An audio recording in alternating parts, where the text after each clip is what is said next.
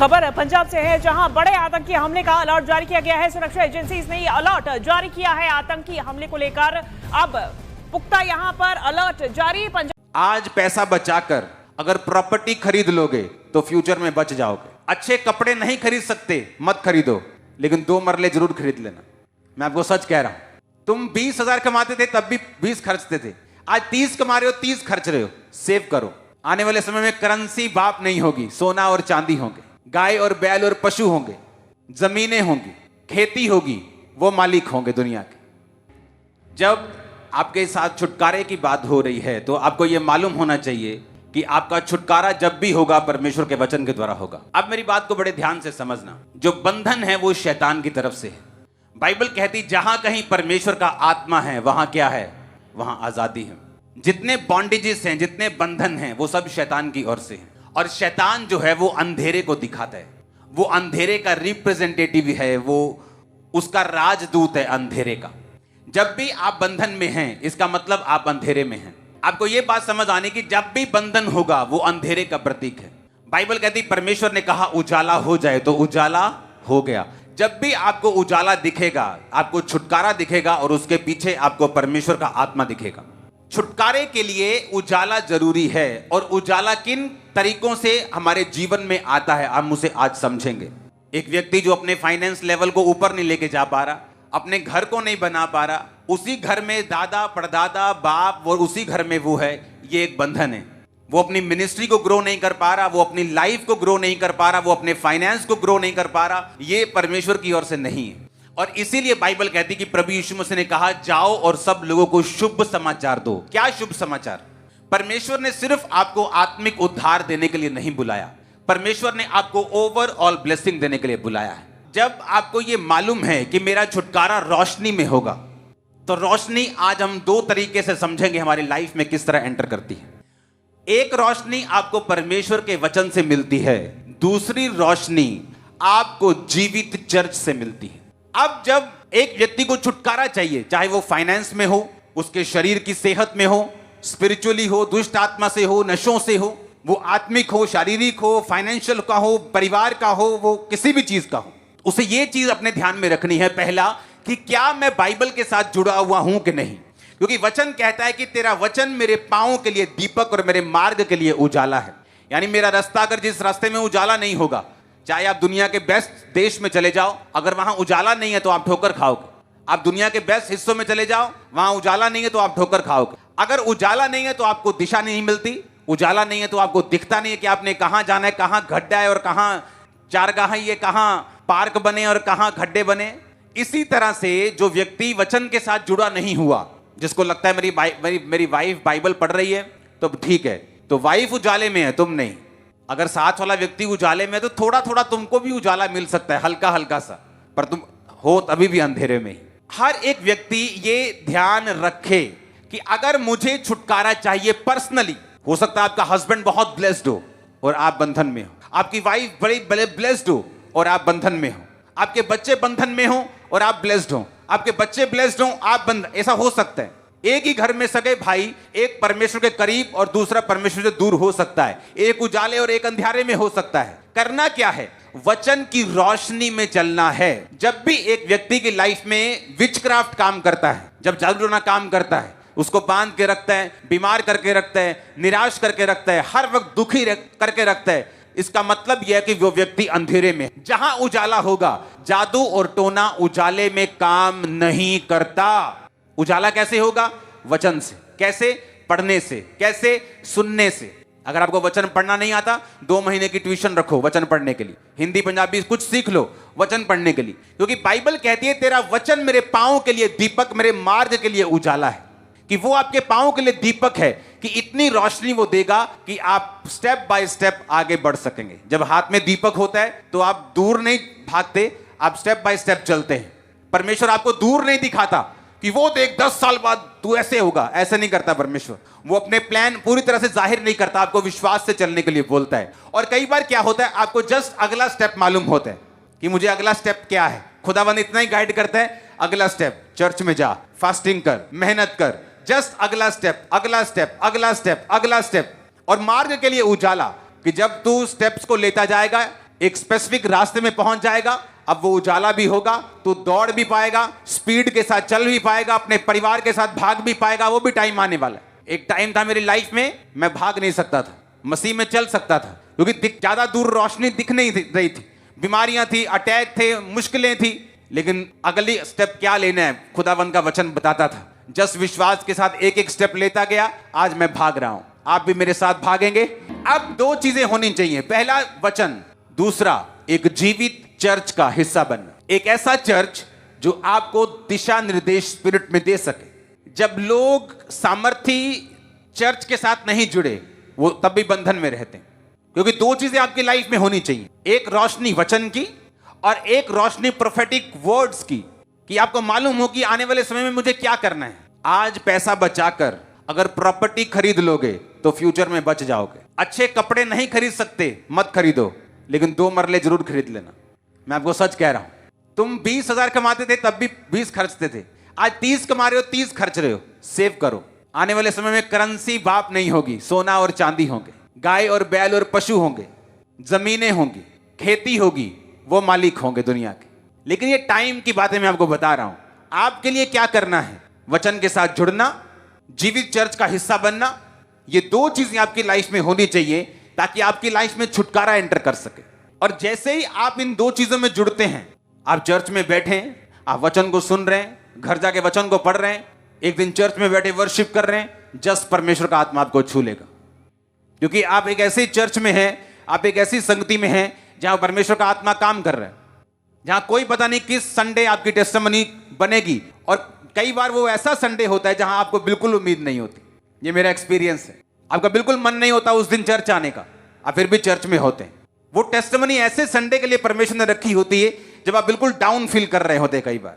क्योंकि वचन के साथ जुड़े रहना और दूसरा जीवित चर्च में रहना, यह आपकी लाइफ के छुटकारे को निर्धारित करता है। Discipline life. अंधेरा जब काम करता है तो डिसिप्लिन से करता है। जादू टोना करने वाले डिसिप्लिन से काम करते हैं।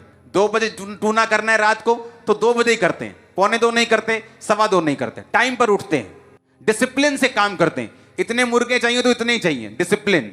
अंधेरे के दुनिया में डिसिप्लिन है, लेकिन जो हमारी दुनिया है उजाले की, क्रिश्चियन जो दुनिया है, उसमें डिसिप्लिन की कमी है। आज प्रार्थना नहीं हुई तो कोई बात नहीं, आज वचन कोई नहीं पढ़ा तो कोई बात नहीं, इस संडे थोड़ा टैक्सी में सवारियां मिल गई, चर्च नहीं गए, कोई बात नहीं। अंधेरे की दुनिया डिसिप्लिन में है, लेकिन जो उजाले की दुनिया है वो डिसिप्लिन में नहीं। और यह भी एक रीजन है छुटकारा ना पाने का। अंधेरे के लोग डिसिप्लिन में हैं, लेकिन जो उजाले के लोग हैं वो डिसिप्लिन में नहीं। प्रार्थना करते वक्त फेवरेट टीवी सीरियल आ गया तो टीवी ऑन है, लेकिन जो अंधेरे की दुनिया है, अगर वो कह दे कि मुझे अन्न नहीं खाना इतने दिन तो नहीं खाना। लेकिन जो उजाले की दुनिया है वो कहती सुबह मैं फास्ट रखूंगा, और मम्मी की आवाज आती पोत मटर पनीर बनाया आज, चलो कोई नहीं कालू रख लांगे फास्ट, आज मटर पनीर देके फास्ट कैंसिल। हमारी दुनिया में डिसिप्लिन नहीं, लेकिन जो अंधेरे की दुनिया है वो डिसिप्लिन में चल रही है। कामयाबी इससे नहीं मिलेगी कि आप जीसस क्राइस्ट में हैं, कामयाबी इससे मिलेगी कि आपने बेनिफिट क्या उठाया, आपने वचन को कितना सीरियसली लिया है। जीसस क्राइस्ट में आकर प्रभु में आए, आपको एक अलमारी दे दी गई, अलमारी में 8 खाने हैं, 8 खानों में अलग अलग ब्लेसिंग्स हैं, चाबियां आपके हाथ में, अगर खोलेंगे नहीं तो आपको मिलेंगी नहीं। चाहे वो आपके पास है, आपके सामने है, पूरी अलमीरा, पूरी अलमारी आपके सामने, लेकिन तब भी आप खाली हैं, आपके हाथ खाली, आपका जीवन खाली। जब तक आप उस चाबी को, अगर सोना चाहिए तो सोने वाली, कैश चाहिए तो कैश वाली, चांदी चाहिए तो चांदी वाली, अगर जब तक स्पेसिफिक उस चाबी को, उस खाने को खोलेंगे नहीं, तब तक वो बरकत आपकी लाइफ में नहीं आएगी। आप क्रिश्चियन तो बन गए, मसीह में तो आ गए, प्रेयर कितनी है? 0। बाइबल रीडिंग कितनी है? 0। फास्टिंग कितनी है? कभी कभी भूख बहुत लगती है, शुगर है जी तो 12 बजे तक रखो, दवाई खाते हैं 2 बजे तक रखो। मैंने आपको थर्सडे तक बोला, हमारी फास्टिंग अभी भी कंटिन्यू थी और शायद फिर कंटिन्यू हो जाएगी। ये चीजें करनी आपको जरूरी है, क्योंकि अगर आप डिसिप्लिन में नहीं हैं तो ये बात याद रखो, वो अंधेरे के लोग जो जादू और टोने से आपको अंधेरे में लेके आना चाहते हैं वो डिसिप्लिन में हैं, लेकिन आप डिसिप्लिन में नहीं हैं। इजरायली राजा हारने लगा जब दूसरे अन्य जाति राजा ने अपना बड़ा बेटा कुर्बान कर दिया, तो इजरायली देखने लगे कि हम कैसे हार सकते हैं, कोई अपने देवता को कुर्बानी दे, हम कैसे हार सकते हैं, क्योंकि परमेश्वर नाराज था कि वो तो कुर्बानी की अहमियत को समझते हैं कि उसने अपना बेटा कुर्बान कर दिया और तुम लोगों से भेड़ें कुर्बान नहीं हुई, तुम लोगों से बैल कुर्बान नहीं हुए, तुम बलि लेके नहीं आए और दूसरे लोग बलि देते रहे, तुम मुंह से करते रहे। इसलिए बाइबल में जब भी लोग परमेश्वर से मेल मिलाप के लिए जाते थे तो शब्दों से नहीं कि परमेश्वर हमें माफ कर, बलि लेके जाते, भेड़ लेके जाते थे। होम बलि भेड़ के साथ, मेल बलि भेड़ के साथ, पाप बलि भेड़ के, कुछ देते थे हमेशा, ताकि जब आप देते हैं, बोते हैं, तो ये आपके कर्म को, आपकी प्रेयर को सच में उसको ठप्पा लगाता है कि मैं रियल हूं, मैं सच्चा हूं, मैं जेन्युइन हूं, जो मैं मांग रहा हूं उसके पीछे मेरी मंशा राइट है और मैं जेन्युइनली उसको मांग रहा हूं, मेरा पूरा विश्वास है। अब डिसिप्लिन की कमी है। अंधेरे की दुनिया से अगर बाहर आना है, विचक्राफ्ट से, जादू से, टोनों से, अंधेरे से, बॉन्डेज से, तो एक बात आपको और ध्यान में देनी है, घर में एक समय रखना है। ये बाइबल में चीजें नहीं लिखी, इसलिए मैंने कहा कि जब आप जीवित चर्च में होते हैं तो वो परमेश्वर का आत्मा जो बाइबल में है आपको ऐसी चीजें अपने लोगों के जरिए बताता है जिससे आप उन बंधनों से बाहर आ सकें, और जब आप एक बार बाहर आ गए सदा बंधनों से बाहर रहेंगे यीशु के नाम। आपको करना क्या है, एक समय ऐसा रखना है अपनी लाइफ में रोज जब आप परमेश्वर के सामने अकेले प्रार्थना करने के लिए जाएं। मत्ती में लिखा है कि जब तू प्रार्थना करे तो द्वार बंद कर दे, कुंडी लगा और अपने पिता से गुप्त में प्रार्थना कर। एक प्रार्थना प्रेरितों के काम में परमेश्वर का वचन हमें सिखाता है कि जब हम प्रार्थना करें तो बैठ कर करें। बैठ के मतलब सब मिल बैठकर, वो घुटनों पे भी हो सकती, चेयर पे भी हो सकती, उसका कोई मैटर नहीं, लेट के हो सकती है, खड़े होके हो सकती है। एक समय ऐसा आपकी लाइफ में होना चाहिए जहां आप अपने परिवार के साथ बैठे हैं। आपकी एक पारिवारिक बाइबल होनी चाहिए, जो पर्सनल नहीं, परिवार की बाइबल। ये मेरी फैमिली बाइबल, ये सब फैमिली मेंबर्स, एक बाइबल आपकी फैमिली के लिए होनी चाहिए और साइज में थोड़ी बड़ी होनी चाहिए। उस बाइबल के पीछे आपको अपने छुटकारे के लिए पॉइंट्स लिखने हैं कि आपको फाइनेंस का छुटकारा चाहिए। कहां कहां वचन कहता है कि परमेश्वर तुझे फाइनेंशियली बरकत देगा, नीति वचन 3 में वो कहता है। हाँ, हर जगह को ढूंढ के वहां लिख लेना। और जब आप बाइबल पढ़ेंगे और जब आप प्रार्थना करने के लिए परिवार के साथ बैठेंगे, आप उन पीछे पन्नों को खोलेंगे, आप 15 मिनट वर्शिप करें, 15 मिनट आप प्रेयर करें, 15 मिनट फिर लिखित प्रेयर करें, और पूरा परिवार उन लिखित वचनों से, कि बाइबल के वचनों से, कि वचन में लिखा है कि जब तू अपने खेत खत्तों से पहली उपज को खुदावंद को देगा तो वो तेरे खत्तों को भरा पूरा। ऐसे सारे वचन जो बाइबल में हैं, आप बोल बोलकर उन वचनों को पढ़ेंगे और आपका परिवार जो है वो आपके साथ पढ़ेगा। एक टाइम जब आप अकेले हैं उसमें लिखी हुई प्रेयर भी करें और आत्मा से भी करें, स्पिरिट से भी करें, गैर भाषा भी करें। एक टाइम रखें परिवार के साथ।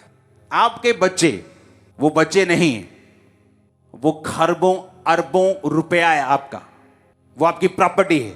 सुनो, उनको सिखाओ कैसे खुदा काम करता है। आपको मालूम है खुदा कैसे, बच्चों को थोड़ी मालूम है। जब आप परिवार के साथ प्रेयर करेंगे कि आपको फाइनेंस का बंधन है, आप वचन पढ़ेंगे, प्रार्थना करेंगे, टाइथ बोना शुरू करेंगे, प्रेयर के बाद भेंटों को बोना शुरू करेंगे, आपके बच्चे देखेंगे अच्छा भेंट बोनी है, टाइथ बोना है, प्रेयर करनी है। जब आपको बंधनों से बाहर निकलता हुआ देखेंगे साथ साथ, उनको मालूम होगा कि जिस खुदा को मैं मानता हूं वो मेरा सच्चा है और छुड़ाता है।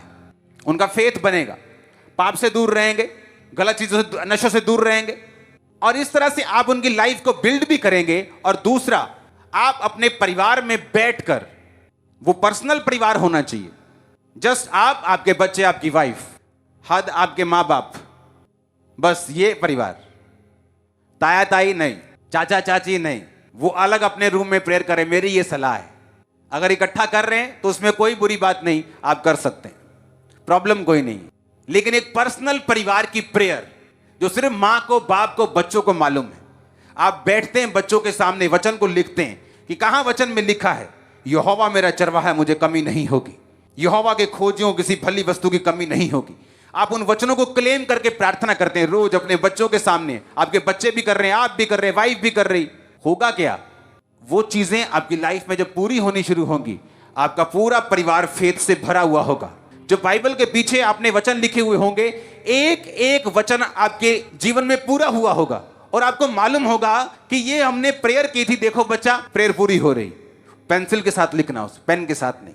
जैसे प्रेयर पॉइंट कंप्लीट हो जाए उसको मिटा देना, अलग दूसरा प्रेयर पॉइंट, फिर और प्रेयर पॉइंट। उनको मालूम होगा कि हमने प्रेयर पॉइंट से प्रार्थनाएं की हैं। अगर नहीं मिटाना चाहते ना मिटाओ, पेपर एक ऐड कर लो, वो ज्यादा अच्छा है कि लिखा हुआ रह जाएगा पेन से। आपको मालूम होगा ये प्रेयर रिक्वेस्ट भी कंप्लीट हो गई, ये भी पूरी, ये भी पूरी, ये भी पूरी, ये भी पूरी, ये भी। प्रॉब्लम ये हमने तैयारी नहीं की और हम डिसिप्लिन में नहीं। हमें लगता है बच्चों को प्रार्थना करवाने की जरूरत नहीं, हमें लगता है कि माँ बाप को प्रार्थना में बुजुर्ग को बैठाने की जरूरत नहीं, हमें लगता है हमें अकेले प्रेयर करने की जरूरत नहीं। हम कर चुके हैं परिवार में। पारिवारिक और अकेले दोनों प्रार्थनाएं आपकी जिंदगी में होनी चाहिए अगर आपको कंप्लीट छुटकारा पाना है। उसके बाद भी अगर आप ये चीजों को फॉलो नहीं करते तो अपने बॉन्डेज में रहने का कारण, अपने बंधन में रहने का कारण फिर आप खुद हैं। फिर आप परमेश्वर को कंप्लेंट मत कीजिएगा कि परमेश्वर मेरी जिंदगी में काम क्यों नहीं हुआ, क्योंकि परमेश्वर अपने वचनों से आपको बताता आया। ये वचन सच हैं। आपको कैसे मालूम होता है? आपने जो प्रोफेटिक वर्ड्स देखा, आपने उसे पूरा होते हुए देखा। वो मैंने किसी बंद कमरे में नहीं बोले, अलग अलग मीटिंग में, प्लेटफॉर्म्स पे, लाइव मीटिंग्स में, रिकॉर्डेड मीटिंग्स में बोले, लोगों के सामने बोले। इमेजिन यूके, इंग्लैंड, जहां पर दुनिया जहां ड्रीम डेस्टिनेशन है दुनिया की। गोरों को बोल रहे भाई साहब 2 आलू या 2 टमाटर 3 आलू, इससे ज्यादा नहीं मिलेंगे। वो 2 आलू लेके जा रहा है, घर में कोई गेस्ट आ गया तो क्या करेंगे? और कौन से देश, कोई अफ्रीकन देशों की बात नहीं हो रही, लीडिंग देश जिनका 1 रुपया आपके 100 रुपए के बराबर, जिनका 1 पाउंड आपके 100 रुपए के बराबर। ये रीजन होगा कि परमेश्वर इन चीजों से उनको अपनी ओर खींचेगा। आप देखते हैं यूएसए में पाप होने के बावजूद भी वो देश ब्लेस क्यों है?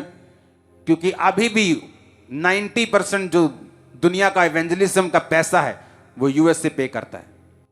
आज भी वो वहां के बिजनेसमैन जो हैं उनके कमाने का मकसद इवेंजलिज्म है, चर्चिस के साथ जुड़े हुए हैं। आज भी आप अमेरिका में चल जाओ, आपको साफ स्पिरिट, बोने की स्पिरिट आपको दिखती है हर बंदे में। और ये असर उनकी कंट्री में भी दिखता है। वहां कुछ चीजें ऐसी होंगी जो दुनिया से अलग होंगी, फ्यूचर में भी, जो उनके साथ नहीं होगी। हालेलुया।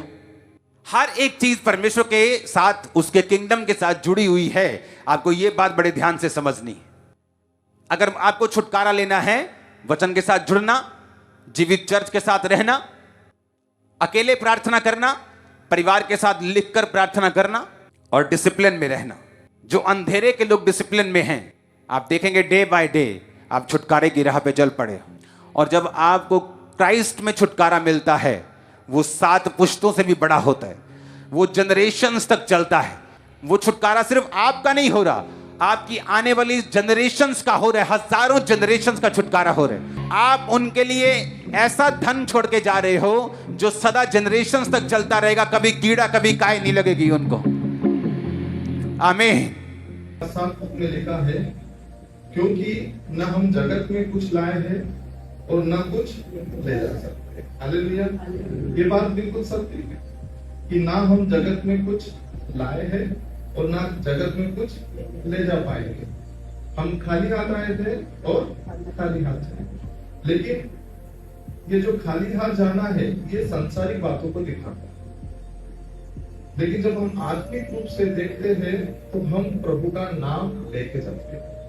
ये एक बड़ी कमाई है जिसे हर कोई नहीं समझ सकता।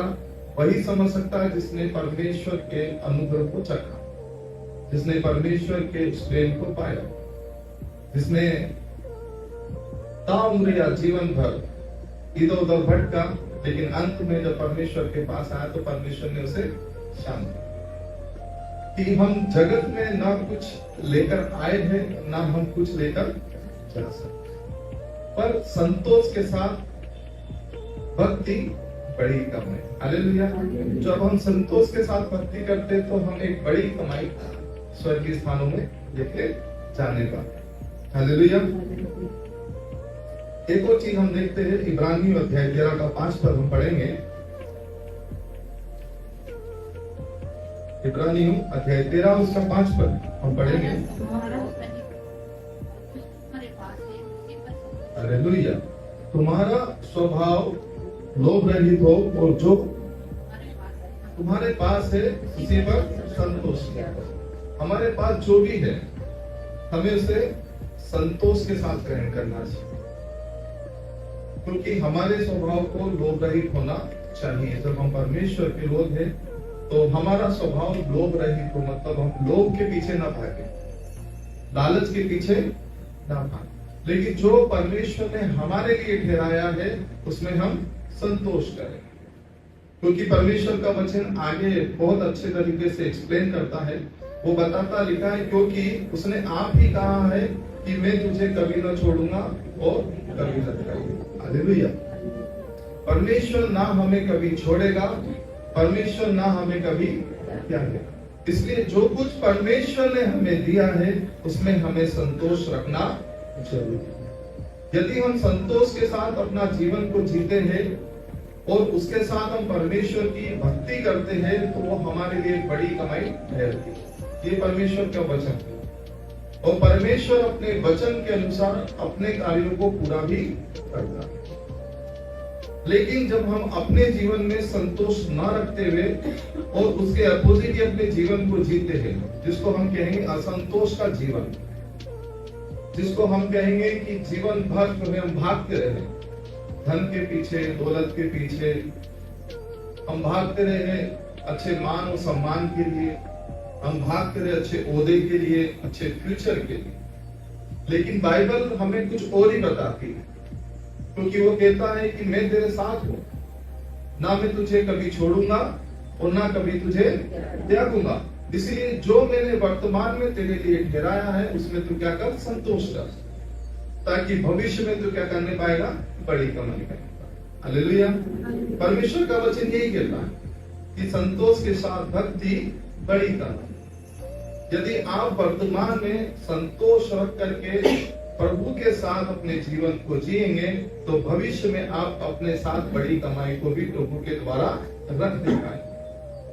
और प्रभु आत्मिक के साथ इस जीवन में जितनी मूलभूत की चीजें हैं उनकी भी आशीष आपकी झोलियों में भर देगा। हालेलुया। परमेश्वर कभी किसी को निर्धन नहीं रखता।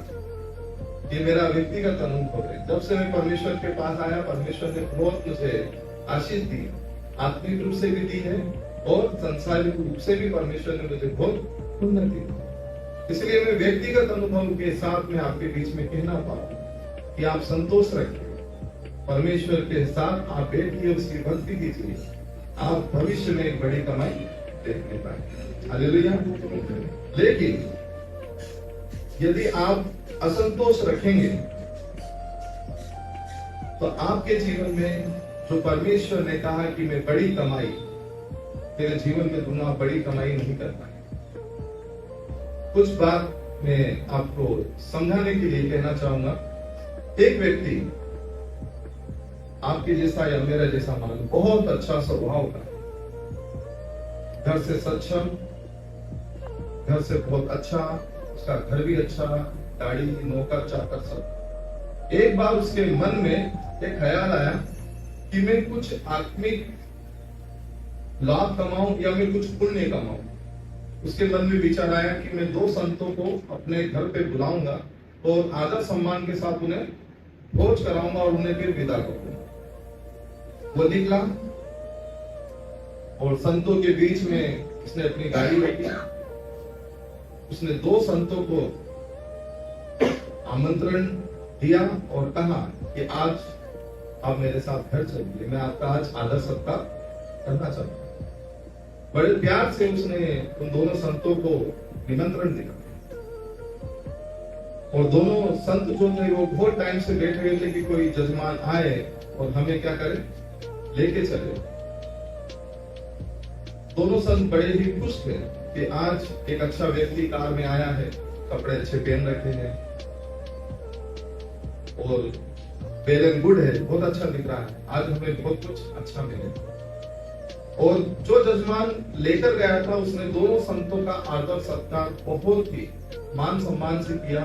एक के साथ अच्छा और एक के साथ बुरा नहीं किया, उसने दोनों के साथ अच्छा किया। वो उसे घर पे लेके आता है, उनके पांव बुलाता है और उन्हें अच्छी गादी पर बिठाता है, प्रेम के साथ व्यवहार करता है, ठंडा पानी पिलाता है।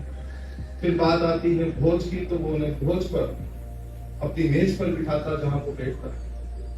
और नौकर चाकर को वो नहीं कहता कि वो उसे खाना खिलाए, वो खुद अपने हाथों से क्या करता है, खाना खिलाता है, खुद अपने हाथों से वो सेवा करता है। दोनों ही संत बड़े खुश, बहुत आशीर्वाद, बहुत आशीष उसे दे रहे हैं और मन ही मन उसको कह रहे कि आप कितना भला व्यक्ति, कितना अच्छा व्यक्ति। जब सब भोज सब कंप्लीट हो जाता है, 10-15 मिनट वो बैठ के बात करते हैं, फिर समय आता है कि वो उसे विदा करे, वो उसे विदा करता है और दोनों को जो है मात्र 11-11 रुपए देता है। कितने? कितना देता है? 11। दो संतों में से एक संत खुश था और एक संत खुश नहीं हुआ। वो वापस अपने निवास स्थान पे छोड़ता है। तीसरा संत जो है दोनों के चेहरे को देखता है, बोले आज क्या हुआ है? हमेशा दोनों एक जैसे रहते, आज एक का मुंह उदास है और एक का मुंह खुश है। वो पूछता है पहले खुश रहने वाले व्यक्ति से क्या बोलता है, जजमान बहुत अच्छा था, उसने बहुत अच्छा किया, सत्कार किया, भोजन खिलाया, आदर दिया, मान सम्मान दिया, अपनी मेज पर बिठाया, उसने खुद भरोसा छोड़कर गया और 11 रुपए भी दिया। यार यहाँ तो हम भूखे प्यासे हैं और 1 रुपया नहीं था, हमको कुछ भी नहीं था, लेकिन आज प्रभु की दया से 11 रुपए भी मिला और भोजन भी मिला। दूसरा व्यक्ति बोलता है भैया सब कुछ अच्छा था, आदमी बढ़िया था, सब कुछ अच्छा था, मैं सोचा 100 रुपए या 101 रुपए तो मिलेंगे, सारा 90 रुपए का नुकसान हो गया। आप समझ रहे बात को? एक संतोष भरे जीवन में खुशी होती है, दोनों के पास कुछ नहीं था लेकिन उसको 11 रुपए भी मिले थे। उसने प्रभु को धन्यवाद दिया कि प्रभु मेरे पास कुछ नहीं था, मुझे कम से कम भरपेट भोजन दिया, मान सम्मान दिलाया और उल्टे 11 रुपए भी मुझे। लेकिन दूसरा असंतोष क्यों था? क्योंकि वो जो चीज देख रहा था, उस देखने से ही उसने समझ लिया कि 100,000 रुपए तो आज मिलेंगे ही। लेकिन जहां बात 11 रुपए की आई, उसका 90 रुपए का नुकसान हो गया। उस 90 रुपए ने उसकी पूरी खुशी छीन ली। यह है असंतोष का चीज। ध्यान रखिए मेरे प्रियो, परमेश्वर जो हमें देता है उसमें हमें संतोष करना चाहिए। आज उसने जितना अच्छा भोजन खाया था वो सब सिर्फ 90 रुपए की थॉट से सब कुछ फिनिश कर। हमें देखना है हमारा जीवन कहाँ है, इतना अच्छा हम सोचते हैं और कितना अच्छा हम अपने प्रभु के साथ जीवन को जीते। इसलिए वर्तमान में जीने की कोशिश करो, भविष्य तो परमेश्वर के हाथों में सौंप दो। उसने स्वयं कहा है, क्योंकि मैं तुझे कभी ना छोड़ूंगा, मैं कभी तुझे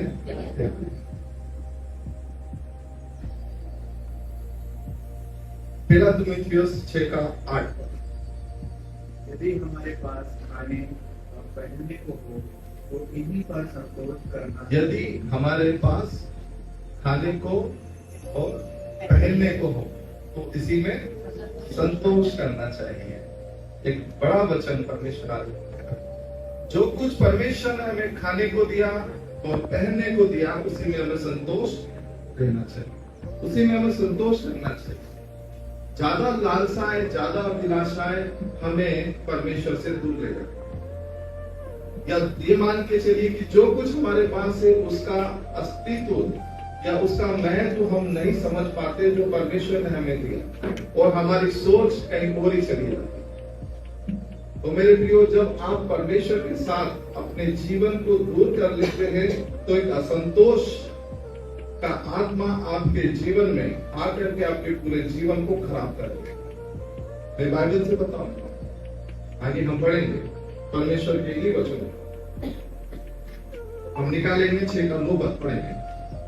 और जो धनी होना चाहते हैं वे ऐसी परीक्षा और संदेह और बहुत सी व्यर्थ और हानिकारक लालसाओं में फंसते हैं जो मनुष्यों को बिगाड़ देती हैं और विनाश के समुद्र में डुबा देती हैं।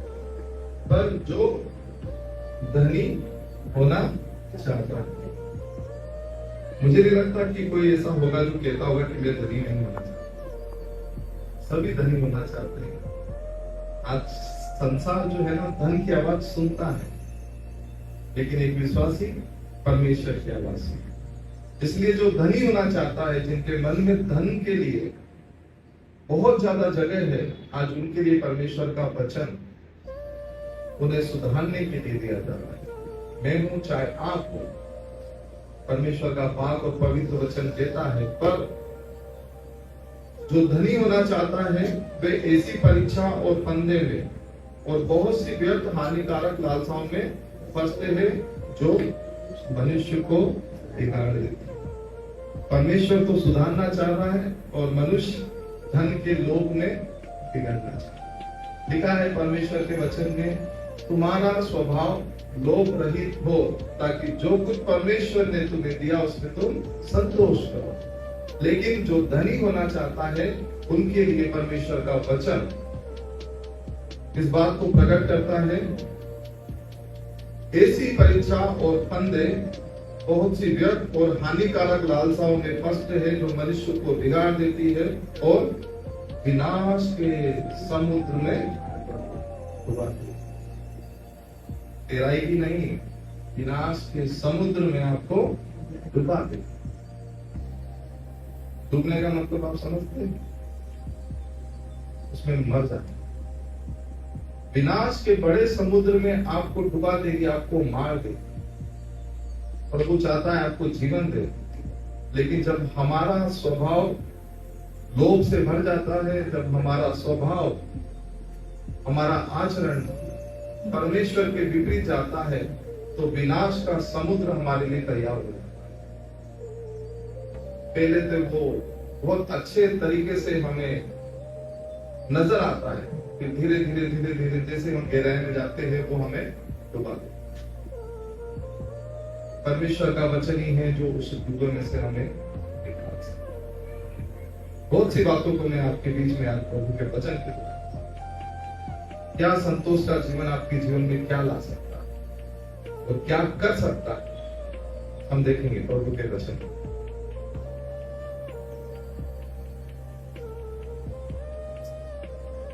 हम निकालेंगे दानियल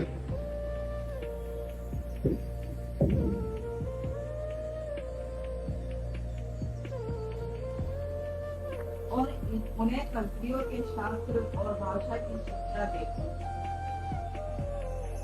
आपने पढ़ा सुना, मैं कुछ बात आपको कहना चाहूंगा कि जब नबूकदनेस्सर राजा ने यरूशलेम पर चढ़ाई की, उस नगर को घेर लिया, उसे ले लिया। पहले वो शहर किसका हुआ करता था? परमेश्वर के लोगों का हुआ करता था। लेकिन यहाँ पर अब क्या हुआ? नबूकदनेस्सर राजा ने क्या करा? उस पे चढ़ाई की, उस शहर को घेर के उसे अपने पास, उस शहर, उस राज्य को लेने के बाद में जो परमेश्वर के संत, परमेश्वर के दास और परमेश्वर के सेवक थे, जिनको हम दानियल, जिनको हम शद्रक, मेशक और अबेदनगो के द्वारा हम जानते हैं, एक आज्ञा राजा ने दी थी। और आज्ञा क्या थी कि मेरे राज मंदिर में हाजिर होने के लिए ऐसे प्रवीण लोगों को ढूंढो कि वो राज मंदिर में रह सके, जिसमें से एक नाम दानियल का। और परमेश्वर ने क्या आज्ञा दी? हम आगे पढ़ेंगे इसको, हम 7 नंबर पढ़ेंगे। फौजों के प्रधान ने उनके दूसरे नाम रखे, अर्थात दानियल का नाम उसने बेलशस्सर, बयान का शद्रक, मिशाएल के मेशक और अजर्याह का नाम अबेदनगो रखा। परमेश्वर ने उन पर अनुग्रह और दया की दृष्टि बनाए रखी और उनका नाम जो पहले था शद्रक और मेशक और अबेदनगो को चेंज करके यह नाम रखा गया। और राजा ने आज्ञा दी कि जो कुछ मैं खाता हूँ, जिस मेज में से मैं खाता हूँ, उस मेज में से उन संतों को खिलाया जाए। और ये परीक्षा उनकी कितने साल की थी? 3 साल। लिखा है परमेश्वर के वचन में कि 3 साल तक उन्हें खिलाना और पिलाना। और मैं चाहता हूं कि जो कुछ वो अच्छे से अच्छा भोजन खा रहे हैं, अच्छे से अच्छा भोजन पी रहे हैं, जो भी राजा जिस मेज में से खाता उन्हें मिल रहा है, उसके द्वारा खाने से उनकी प्रवीणता बढ़े, उनकी बुद्धि बढ़े, उनका ज्ञान बढ़े, उनकी समझ बढ़े, ताकि वो मेरे राज मंदिर में क्या हो? हाजिर हो। और उसके द्वारा ये बातें जब कही गई तो फौजों के प्रधान ने अच्छे से अच्छे भोजन वस्तुओं की बातें संतों के बीच में रखी। लेकिन एक दानियल ऐसा व्यक्ति था जिसने उसके भोजन का क्या करा? इनकार किया।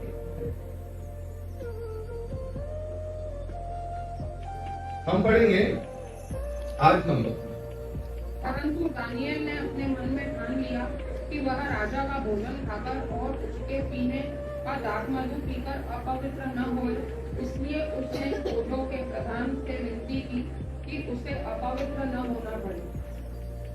जब फौजों के प्रधान ने इस बात को संतों के बीच में रखा, दानियल ने कहा कि मैं उस राजा के भोजन को खा करके अपवित्र नहीं होना चाहता, क्योंकि उसके खाने से जो परमेश्वर की उपस्थिति है वो मेरे पास से दूर हो सकती है, मेरा मन भटक सकता है। उसने मना किया। उसने कहा मुझे सिर्फ साग और दाल और रोटी, जिसको हम कहते हैं सिंपल, जिसको हम साधारण खाना बोलते हैं, मुझे बस वही था। और फौज के प्रधान क्या कहते हैं? हम राजा से डरते, हम तेरी इस आज्ञा को नहीं मान सकते। लेकिन वचन कहता है कि परमेश्वर ने फौज के प्रधान के मन को नम्र और दीन किया, किसके प्रति? दानियल और उसके साथ में रहने वाले संतों के। और जो बात आज्ञा परमेश्वर ने दानियल के मन में रखी, दानियल कहता मुझे सिर्फ 10 दिन, 10 डेज, मुझे सिर्फ 10 दिन देना। और राजा ने कहा कि उन्हें 3 वर्ष देना। कि 10 दिन और 3 वर्ष में कितना अंतर है, आप समझते हैं? और फौजों के प्रधान ने जब 10 दिन बाद सारे संतों के चेहरे को देखा, मेरे प्रियो, वचन कहता है कि वो साग पात के जो खाने से दानियल और उसके संत के ऊपर जो चमक थी वो उनसे कहीं अधिक थी। जिन्हें मांस मिल रहा था, जिन्हें मदिरा मिल रही थी, जिन्हें बहुत अच्छे अच्छे भोजन, बहुत अच्छे अच्छे प्रोटीन मिल रहे थे, लेकिन दानियल संतोष के साथ जो उसे मिला उसी में उसने परमेश्वर की भक्ति की और उसने एक बड़ी कमाई परमेश्वर में पाई। बड़ी कमाई क्या थी?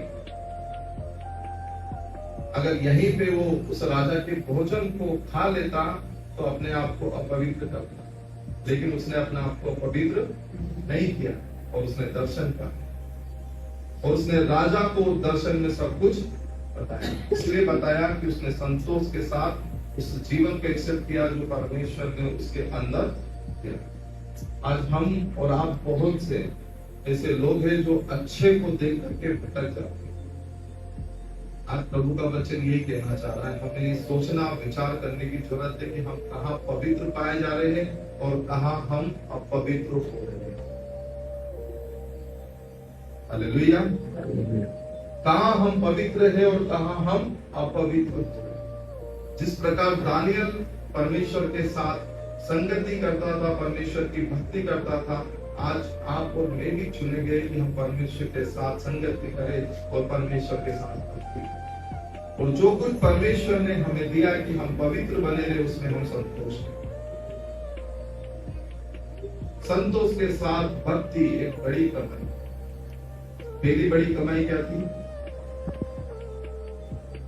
हम आगे देखेंगे। पहली परीक्षा क्या थी? शेरों की मांग थी। आपका